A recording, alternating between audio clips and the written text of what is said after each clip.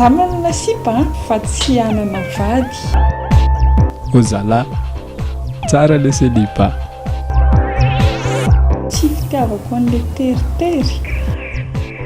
Fandarana fiainan'izany vokarin'ny MATV.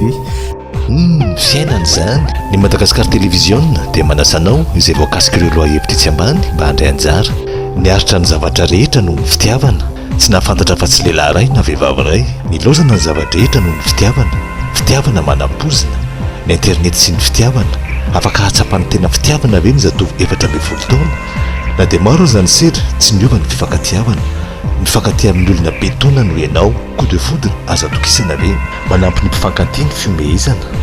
Raha mahaliana anao ireo dia miantsony laharana 020 22 364 69 na ny laharana 034 04 430 35 na mandefa zavatra ny anaranao feno sy ny taona ary ny laharan'ny finday mety ahazahoananao aingana amin'ny SMS amin'ny laharana ihany.